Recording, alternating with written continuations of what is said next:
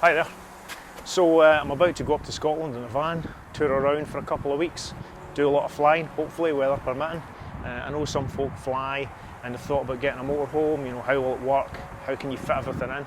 So I'll take you around my van a little bit, where everything fits in, where everything gets stored, how you can live off the grid for a couple of weeks if you want to, my power supplies and all that kind of stuff.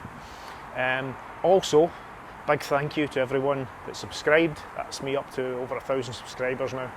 First of all, a bit about the kind of van you want to get if you're wanting to do something like paramotoring in it. You need to get a garage at the back, okay? So a lot of vans in the UK, they don't have garages, they have like living rooms at the back. But more and more you're seeing more active people, younger folk buying motorhomes, and a lot more of them have garages at the back for bicycles and stuff like that. I'll show you in mine.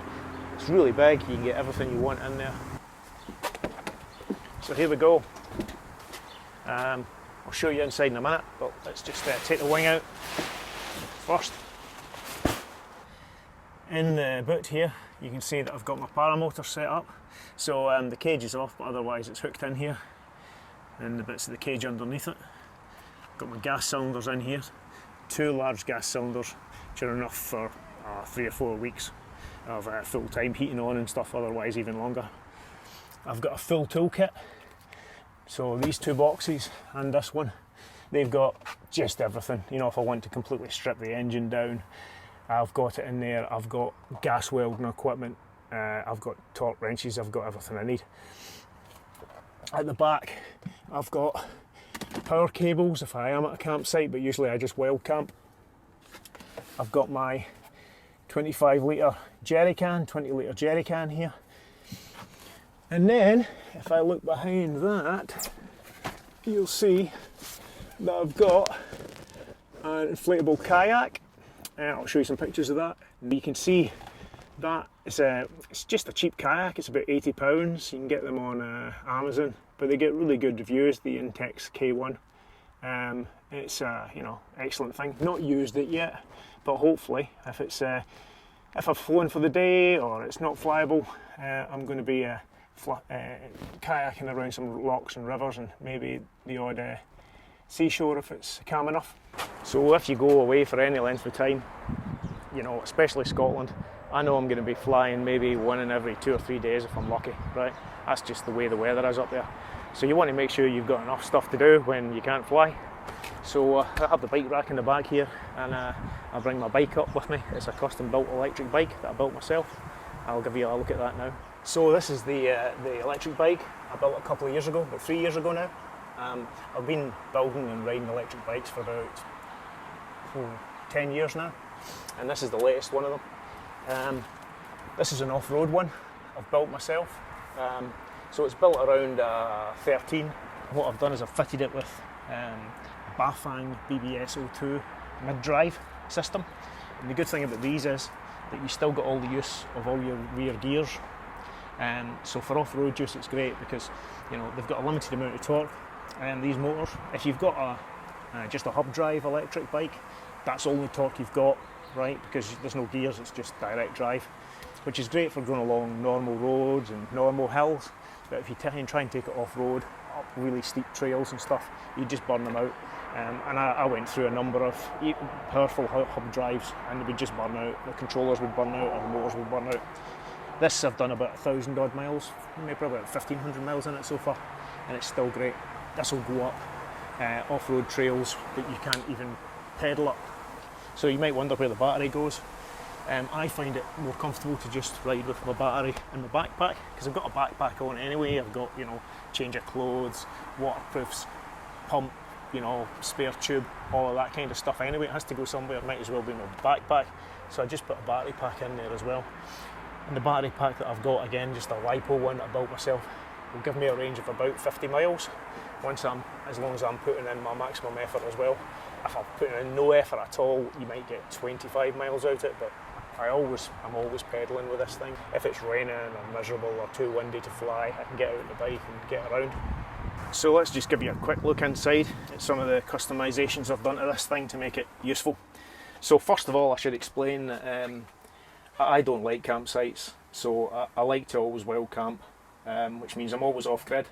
I've not got any water, I've not got any electricity. So how that works is that under these seats I have two big leisure batteries adding up to 200 amp hours of power. And I've got some custom wiring in here so that I can measure them all from this. So this is telling me at the moment that they're totally full, that the 200 amp hours is available. You don't really get much more than a voltage meter in most motorhomes, certainly in this one, which isn't really enough to show you how much power you're using and how much you've got left. And if you're off grid all the time, you know, I really need to know that. So this is pretty accurate now. This will show me exactly how many watts I'm drawing at any point. It'll show me exactly how much amp hours I've got left in the batteries at any point. And it also shows how much they're charging, if they are charging, and how many amps are getting put into as they're charging. So at the moment you can see it's powered, it's plugged in 240 volts, so it's charging just now. So it means that when it gets down to like 50 amp hours or something, I know that I need to start charging them. But the alternator in here, it'll put out 45 amps easy, so I can put 45 amp hours into the battery by just running the engine for an hour. It's perfectly possible to stay off grid pretty much indefinitely in this thing. The only thing you need to worry about is, you know, filling up the water tank again, you know, and emptying your waste and things like that. All of that power feeds up into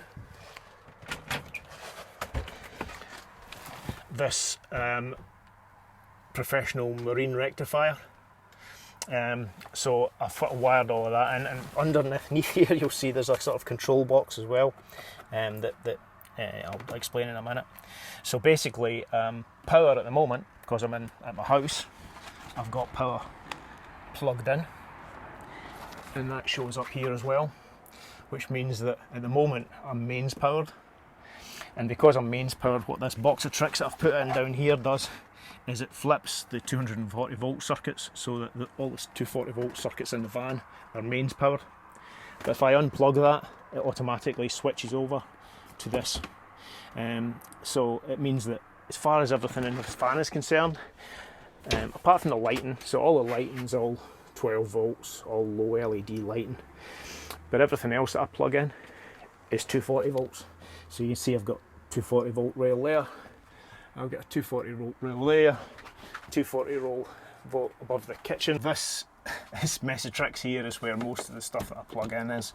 So charging batteries for cameras and your phone and anything else. I've got TV here that wraps down and flips down, and I've got a subwoofer here to give me a decent sound from it. All of that's powered by the system. I've got a little 4G dongle here that gets me internet access. However, if you're up in the Highlands, you often get really poor signals. So I've got this 4G external aerial, which I can put through here, and it clips onto the roof, plugs in. Usually I'll get an extra 2 or 3 bars with this, and it might get me 3G where I don't get 3G, or 4G where I only get 3G. If you're not familiar with motorhomes much, just show you, you know, they're quite good inside. Got a nice double bed here, so this is over the garage. Got a built-in projector screen, so I can pull down the projector screen here, and I've got a little micro projector here, if you can see up here, so I can plug my laptop in at night and I can watch big screen movies. Got the Mavic drone up here, and then I've still got space here for my helmet and my dashboard and stuff. So you get a decent space for a toilet and stuff in these vans as well. This pulls out and this becomes a shower, so I can have a shower in here as well. As you can see here, we've got a kind of stairs to get up into the bed. But this is also storage and shelves, so it's all well thought out. Fridge, you know, hob, sink, the lot. So hopefully over the next 2 weeks I'm going to be posting quite a lot more videos than I usually do. Hopefully a lot of flying ones, but there might be some other videos in there, you know, some mountain bikes with some nice views up in the Highlands. Maybe some kayak and trips. If you only like the paragliding stuff and paramotoring stuff, just watch that. Skip ahead the things you don't like. If you do like this stuff, you know, please share it with others and subscribe. Yeah, hope you enjoy.